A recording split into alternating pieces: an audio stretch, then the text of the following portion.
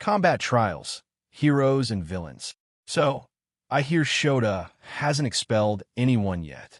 Namiri Kiyama, aka the 18-plus heroine, Midnight said as she walked with Captain Falcon to work at UA. Apparently, he sees a lot of potential in his class this year. But I hope those kids are ready for the real deal today. Falcon said before noticing something. Say, whatever happened with that case you were on? The one involving that young runaway. For what Intel told me, it's a girl with a blood-based quirk. I suggested Vlad King take the case instead due to his blood control quirk. Captain Falcon nodded.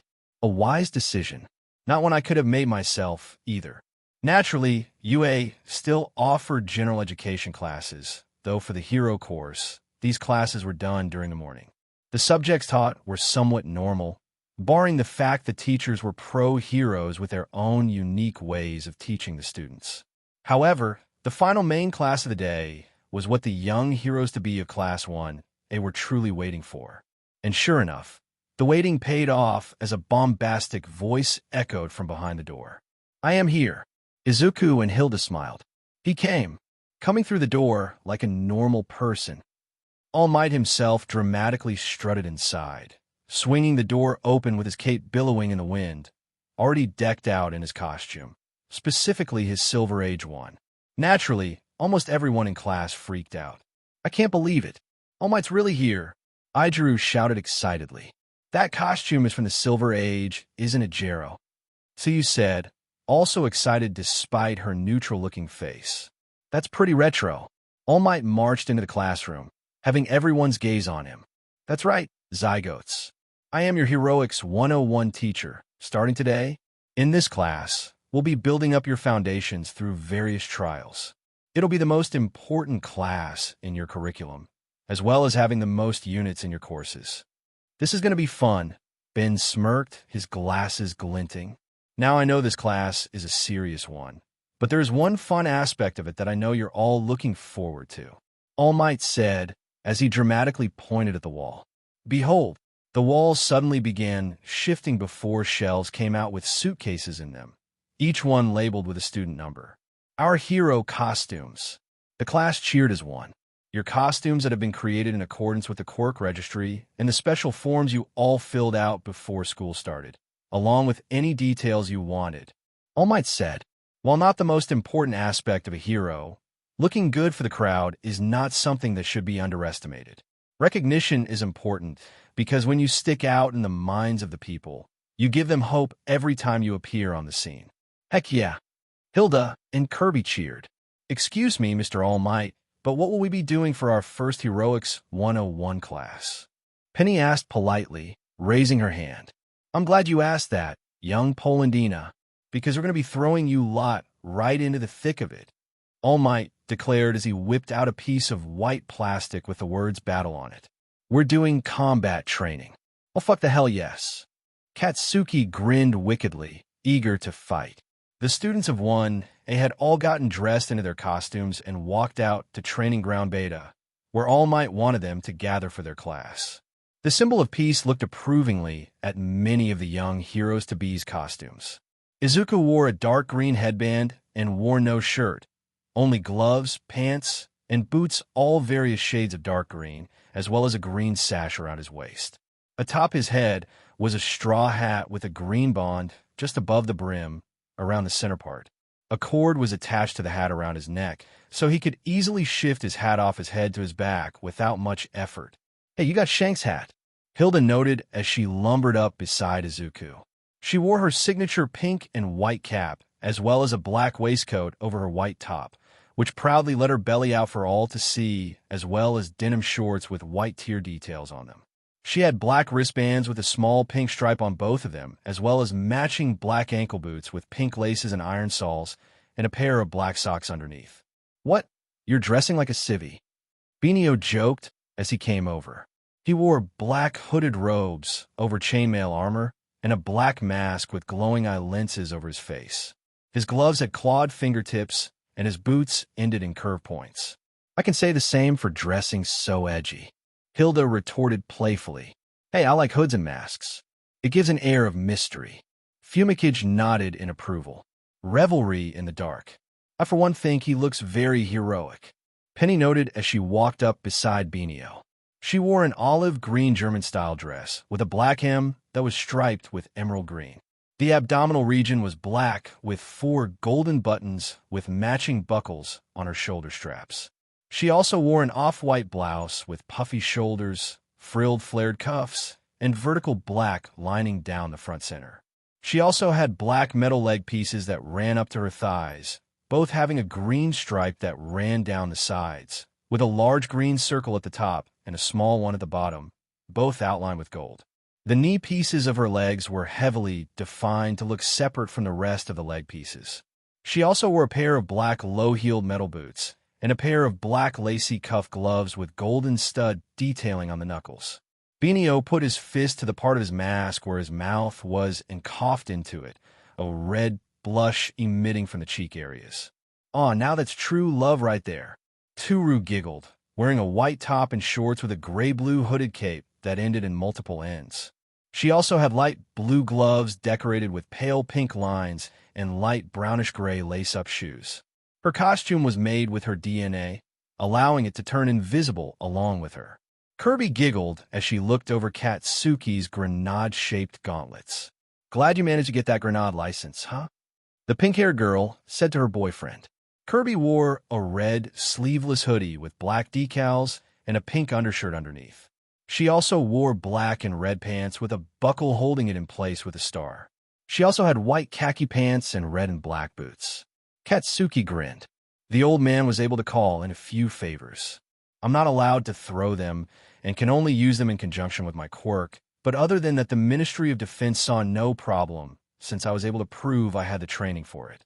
They say clothes make the hero, and you're certainly proving it today. From this point on, you are all heroes in training." All Might proudly said. "Hee, I should have been more descriptive on what I wanted," Ochako said with a small blush. "My suit ended up being a skin-tight suit." Izuku blushed brightly as he looked at Ochako's costume and how well it showed off her curves. Minoru just stared before giving a thumbs up and turned to nobody in particular. "UA Heroics is the best." All Might clapped his hands to get his students' attention and was pleased to see them all turn attentively to him. "All right, you Zygotes. You all look really cool, but now it's time to talk about how the battle training will commence." The symbol of peace boomed. Right now, we're in the urban simulation, which you should be familiar with. However, this environment is twofold. While the villain fights you see on the news take place outdoors, statistically speaking, it's more common to have fights with villains indoors. Abandoned buildings, home invasions, backroom deals, banks, or other robbery scenes, and even supervillain lairs. The truly intelligent criminals stay hidden in the shadows. So all of these buildings are not merely facsimiles, but actual building simulations both inside and outside. Penny noted, "That's correct, young Polandina. For this test, you will be separated into heroes and villains for 2-on-2 team indoor battles." "Oi, I have a question." Katsuki began. "How badly can we hurt the other team?" "You'll be allowed to cause injury with full contact, but under no circumstances are you allowed to deliberately kill your opponent, no matter which side you're placed on." All Might clarified. For the good guy team, the reason should be obvious, but in the case of the bad guy team, while it is true that in real life villains can and will try to kill their opponent regardless of age, allowing that sort of thing here would be a travesty on multiple levels. Is the bad guy team required to lose in this simulation? Momo asked. Not at all. The point of being placed on the bad guy team is to get into the mindset of a villain. If you understand how they would conduct an operation, then you can more easily outmaneuver them when facing the real deal. So both sides should strive for victory. The symbol of peace then took out a small booklet he had written himself to read off of. Anyway, here's how the scenario will go. The villains have hidden a nuclear weapon somewhere in their hideout. The heroes have to go in and dispose of it. The heroes will have a limited amount of time to either capture the villains or secure the weapon in order to win. As for securing, you merely need to be able to touch it for longer than 3 seconds. The villains, in order to win, must either secure the weapon until time runs out or capture the heroes. Kind of sounds like a James Bond film setup, Denki noted. You'd actually be right on that, young Kaminari. All Might laughed. But this sort of scenario is also quite common in our current society. Now then, we'll be assigning teams based on lots. He brought out a yellow lottery box and rummaged through it randomly. Izuku ended up finding himself paired with Minoru, who looked just as nervous as him, while Ochako was paired with Hilda. I think we'll get along just fine. Hilda smiled as she wrapped a chubby arm around the smaller girl, who blushed slightly at how soft her partner's body was. Team A, Izuku Midoriya and Minoru Mineta. Team B, Hilda Yasukani and Ochako Uraraka. Team C, Shoto Todoroki and Aijuru Kirishima. Team D, Binio Torikuroshi and Mizo Shuji. Team E, Katsuki Bakugu and Tenya Ida. Team F, Yuga Aoyama and Mina Ishido. Team G, Denki Kaminari and Kyuka Jairu. Team H, Kirby Sakurai and Momo Yayorozu. Team I, Penny Polandina and Shiro Hanta. Team J, Ujiro Meishireo and Toru Hagakure. Team K, Tsuyu Ajui and Fumikage Tokoyami. Team L, Koji Kuda and Rikadu Sato. Well, guess we're partners, huh? Minoru nervously said as Izuku nodded.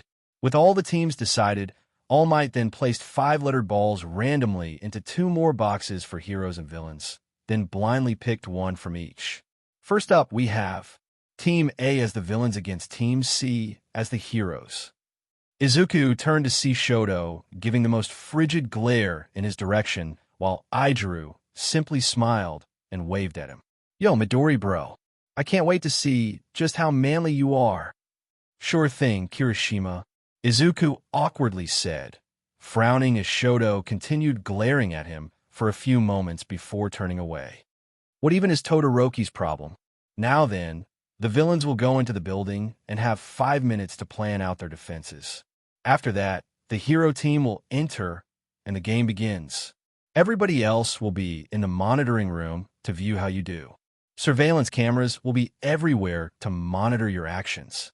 Villain team, use this time to adopt a villainous mindset.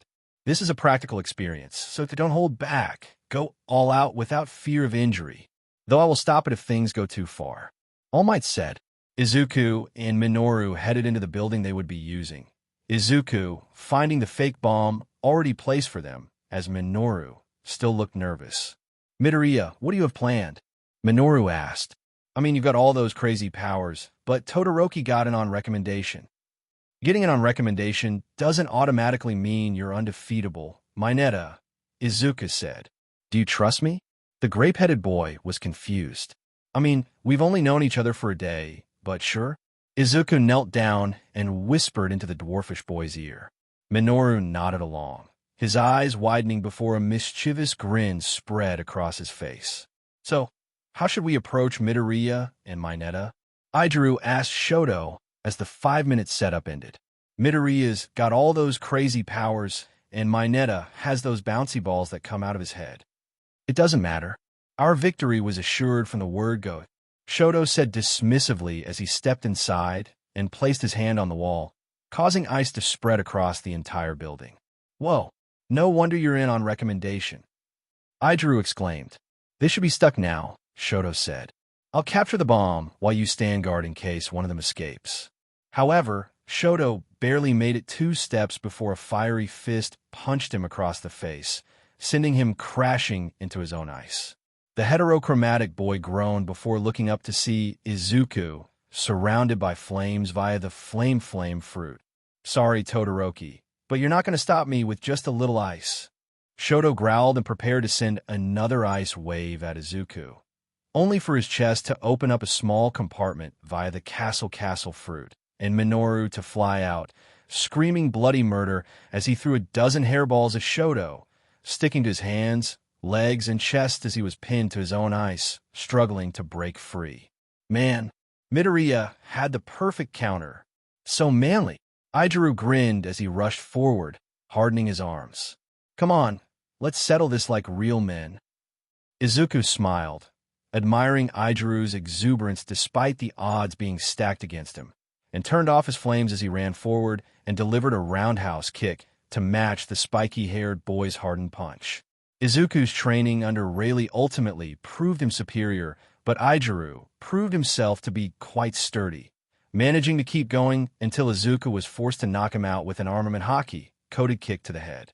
"Man, you're so cool, Midoriya," Minoru said, stars in his eyes as Izuku grinned bashfully. Villain team wins. The next match was Hilda and Ochako as the heroes and Katsuki and Tenya as the villains. "I never imagined I'd have to think about things from the other end," Tenya said, tapping on the weapon. "Fake, of course. There's no way they'd let a real nuclear weapon in this school, especially since only Midoriya would survive the blast. Just be sure to keep focus for eyes, and don't underestimate Stay Puffed. She's tougher than she looks." "Well, considering how well she performed in the quirk apprehension test yesterday, I'm inclined to believe you," Tenya said. "I'll stay here and guard the bomb." "What shall you do?" Katsuki huffed. "Obviously, I'm taking those two head-on." Down below, Hilda and Ochako had slipped inside. "We'll case the first floor, then you check the windows above on each floor. I'll move up as you give the all-clear," Hilda said as Ochako smiled and gave a thumbs up. "Got it." The gravity girl then frowned as she looked at Hilda's large fat frame. "I gotta ask, how are you able to do all those feats of strength looking like that?" Hilda giggled. "Hey, my quirk, optimal condition, keeps me fit no matter how fat I get. I could be 1,000 pounds heavier and still be able to kick ass. I hope you don't actually think of doing that," Ochako said awkwardly with a blush. Hilda laughed playfully at Ochako's words before a sharp ringing went through her head, alerting her to incoming danger. Quickly, she grabbed Ochako, shielding her with her blubber as she jumped away to dodge an incoming explosion from Katsuki. From the monitoring room, All Might noticed this, as did Izuku. That level of premonition, knowing where the threat came from mere seconds before the attack. There's no doubt about it. Young Yasukani has unlocked the quirk of the fourth holder of OFA. Danger Sense. Foundations of Trust. Katsuki tried another jab, only for Hilda to grab him by the wrist and delivered a Japanese arm drag, throwing him to the ground. The explosive blonde groaned as he quickly spun back to his feet. "How the hell did Tubby know what I was going to do?" Hilda had a better idea of what was going on. "I can see Bakugu's moves before he makes them. Sense how he's going to attack. Is this what All Might told me about?" In the middle of their 10-month training regimen, All Might had told Hilda about a special factor of OFA. It had piggybacked the quirks of its previous holders, allowing the successors to use them as well. "Bakugu, where are you?" Tenya called through Katsuki's earpiece. "Second floor. I'm tied up with Yasukani. Round face broke off, so keep an eye out and defend the weapon." Katsuki replied. "I'll try to hold Puffball down here. If I get a chance, I'll hurry back up." "Aw, you're scared of little ol' me?"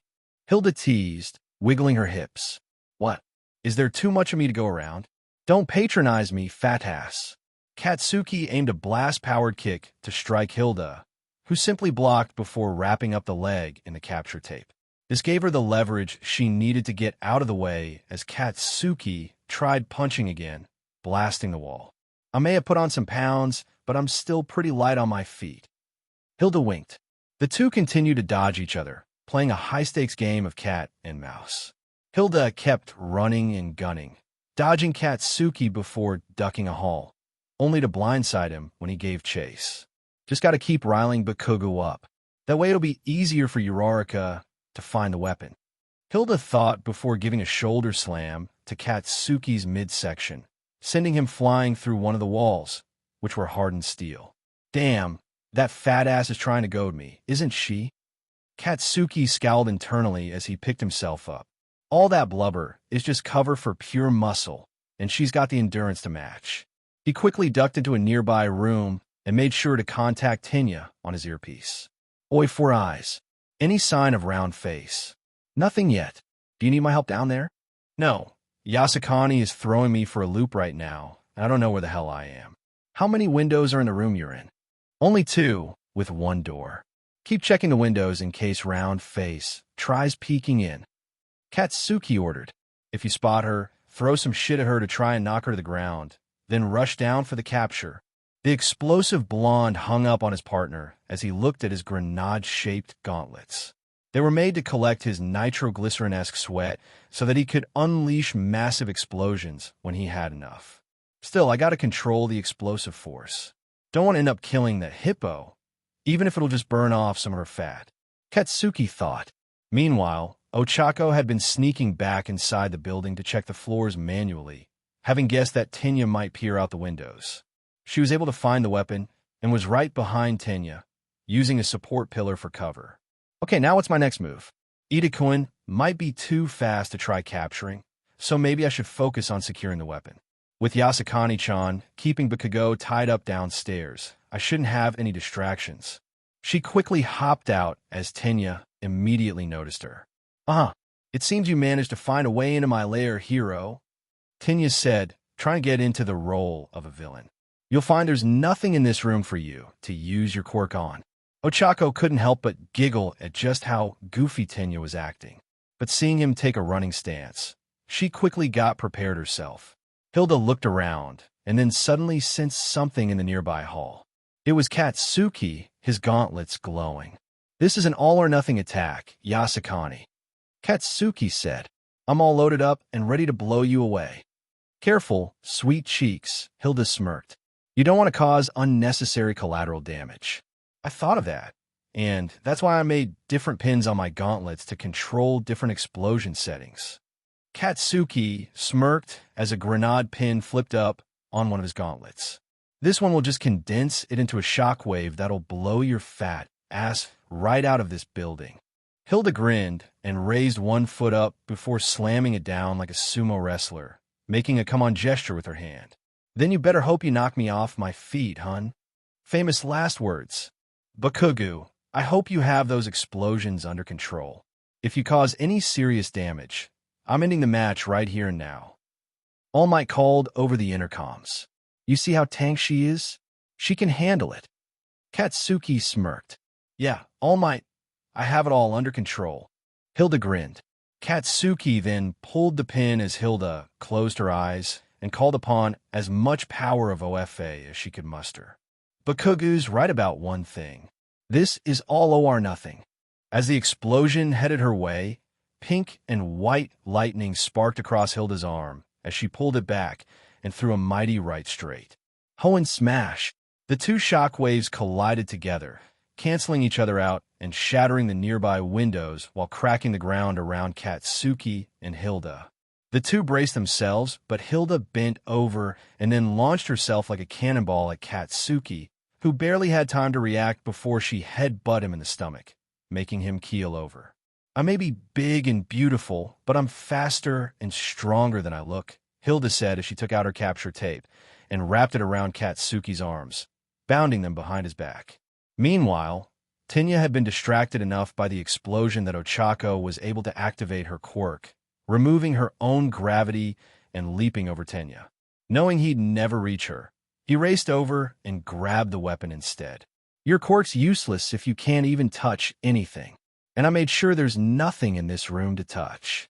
Too bad you missed a spot the second I set foot in this room, Ochako said as she landed on a wall and took off her helmet. There was one thing I was able to grab hold of to use against you. She threw the helmet, affected by her quirk, forcing Tenya to dodge around, as Uraraka played pinball with her helmet as the ball and herself as the flipper. Tenya did his best to keep dodging, but then he felt another impact, one that caused one of the pillars to topple. Now's my chance, Ochako said, making one final kick before leaping over to the pillar and picking it up. You were clever in trying to limit my quirk, Ida, but you forgot that I'm not working alone. Surprise! Hilda grinned as she leaped through the window. Unbelievable. She must have struck the wall in such a way that it knocked loose one of the support pillars. Tenya realized. Home run comet. Ochako swung the pillar like a baseball bat. The force of the swing sent debris flying at Tenya. He put up his arms for defense, but that only let Ochako leap past him and grab the weapon. Safe. No, the weapon. Hero Team Yadi Science. All Might dramatically announced over the comms. Man, first Midoriya and now Yasakani. Zero said in exasperation. We have so many powerhouses in this class that it's not even funny. Hilda, Ochako, Katsuki, and Tenya returned to the waiting room. Kirby running over to give her boyfriend a hug and tell him that he did a good job. It was difficult grading this particular matchup. For the most part, the title of MVP swung between young Uraraka and young Ida. Ultimately, the MVP award goes to Uraraka for the clever use of her costume to take full advantage of her quirk when all other options were removed from her. That sort of critical thinking on the fly is crucial to becoming a hero. All Might said, "Why not Yasukani or Bakugo?" Tenya asked. Both of them seemed equally suited to the title. They both took their assigned roles seriously. "That's true," All Might said. "However, I did have to dock some points for a crucial factor. Can anyone take a guess what that was?" "I believe I know. It's because of the damage done to the testing site," Momo said. Heroes should always try to minimize collateral damage during a raid. And for villains, it's impractical to do anything that might comprise their hideout, especially if they're holding a nuclear weapon. Comparatively, both Ida and Uraraka planned their battle out much better. I noticed that Uraraka deliberately aimed her final attack so that it would only target Ida, while minimizing the risk of prematurely setting off the weapon, under the hypothetical that it could go off if struck. Well, Hilda kind of talked to me about the potential scenarios.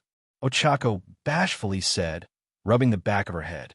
Young Yasukani is quite smart despite her carefree and laid-back nature, All Might silently noted. And young Yaoyorozu is quite intelligent to have noticed all that.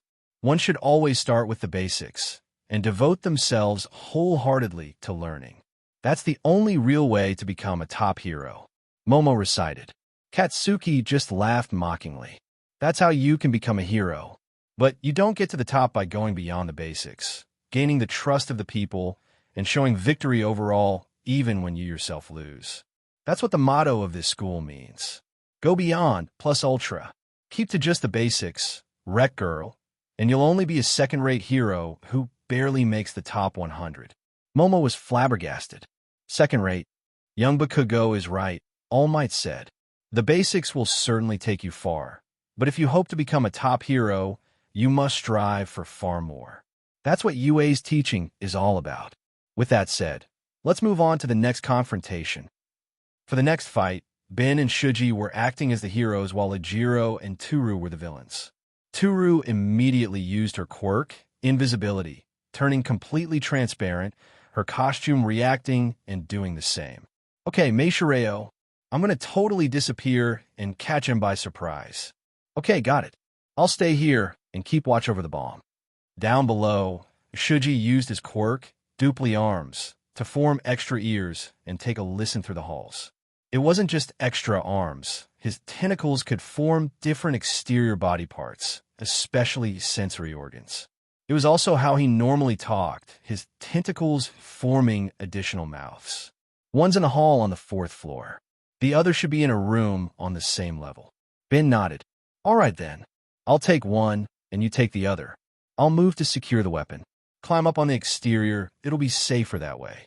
Ben entered the building while Shuji formed extra hands and started climbing the building, his extra eyes letting him spot Hagakure even while she was invisible. Ben snapped his fingers and a dark red glow surrounded him as he turned invisible just like Toru. He then snuck through the building and chose to reappear right in front of Ujiro, who quickly swung his tail. However, Ben simply turned his arm into solid metal, blocking the tail before holding out his other hand and firing a burst of clay that pinned Ujiro to the wall and quickly hardened, leaving him stuck. "Mad respect for trying to hit me head on. And don't worry about Hagakure. Shuji's got her handled." Sure enough, Shuji had already zeroed in on Toru and apprehended her. With Ujiro detained, Ben secured the weapon. "Man, that guy has some serious firepower at his disposal," Kirby said. "Ice, fire, clay, turning invisible metal. He's like the much better version of Todoroki." Shoto scowled upon hearing that, but looked around, keeping a mask of cold indifference. Katsuki smirked at his girlfriend's words. Also helps that he doesn't have a self-righteous asshole behavior. He incapacitated one of the targets without comprising the weapon, Izuka noted, and made use of his teammates' skills to handle the other opponent. A very brilliant strategy. Penny beamed, though I never saw him at the recommendation exam. All Might chuckled. Young Torikuroshi was indeed offered recommendation, but he turned it down. He wanted to feel like he earned his place at UA the old-fashioned way. The next match had Zero and Penny as the villains against Fumikage and Tsu. Zero's quirk, Tape, which manifested from his elbows, set up a defense perimeter as Penny watched him work. "Friend Zero, do you mind if I hold your hand for a moment?" Zero blushed. W what for? It's part of my quirk," Penny said, a tiny hiccup escaping her mouth which went unnoticed by her partner. "I can scan other people's quirks and assimilate their quirk factor to create new weapons and gadgets based on the quirk in question. I call it Buster Arsenal." "Wow, that's a pretty cool quirk," Zero noted.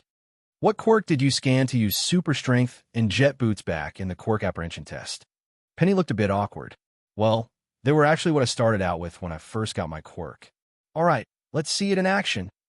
Zero smiled as he held out his Penny for hand, who took it as her eyes glowed a bright green, data lines seeming to run across it. Green veins of light raced up her hand briefly before disappearing just as soon as they appeared. Sensational. It was a success.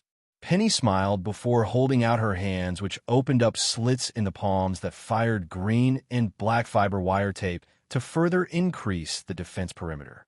"Oh yeah, Tokoyami and Tsu are in for a big surprise when they get here." Zero grinned. After that was Kirby and Momo as the villains against Kyuka and Denki as the heroes. Momo started making use of her quirk, Creation, which allowed her to make various objects from her body by transmuting her lipids. "Sakurai, I have to wonder about your quirk. You're able to consume just about anything without any detrimental effect on your person. And on top of that, depending on what you eat, you gain a unique transformation with its own set of powers." Kirby grinned. "Well, the name of my quirk is Hoshino Hoyo. It not only gives me a powerful suction breath, but I also have a bottomless stomach that's also an entirely separate dimension of reality. I can still digest food like a normal person, though." "And the transformation aspect?" Momo asked. "Oh, that's my copy ability." Kirby beamed. "Depending on what I eat, I gain a cool transformation with its own unique power set. If I take too much damage or decide I don't want it anymore, I de-transform." "I see. That's a very versatile and powerful quirk indeed," Momo said. "But about you and Bakugu, how did you end up together? You're complete polar opposites." "Oh, it's a long, complicated, and hilarious story." Kirby laughed. "I'll tell you about it some other time." The final matchup had Rikadu and Kuji as the villains, and Yuga and Mina as the heroes. Yuga got annoyed when Mina wound up accidentally splashing some of her acid on his cape. Sorry. The pink-skinned girl apologized sheepishly. "And that's a wrap," All Might declared after the final debriefing. "Superb work today, everybody. And we didn't have any major injuries. That's what all heroes should strive for. You should be proud of your work today. It's nice to hear encouraging words after Aizawa-sensei," he noted. He was kind of buzzkill, preaching to the choir on that one. Young, Azui. All Might chuckled with a shake of his head. "Still, I'm happy to bring such staggering positivity to my alma mater." Meanwhile, Aizawa was hanging out in the teacher's lounge when a dimensional portal opened up and blast. The leader of the S-Rankers and one of the very few people who could match All Might in power stepped out. "What brings you here?" Aizawa tiredly asked. "I heard from the grapevine that Toshi went all out with the initial hero training." Blast chuckled. "Honestly, you could learn something from him, Shota. And he may have different ideas on how to coach those kids, but he does realize that they need to be pushed to their limits. It was the same with his teacher, Nimbus." Aizawa nodded. "Yeah, Nana Shimura. No one knows what happened to her. One day, they just found her dead from fighting an unknown villain." Blast's normally friendly and playful face became more solemn.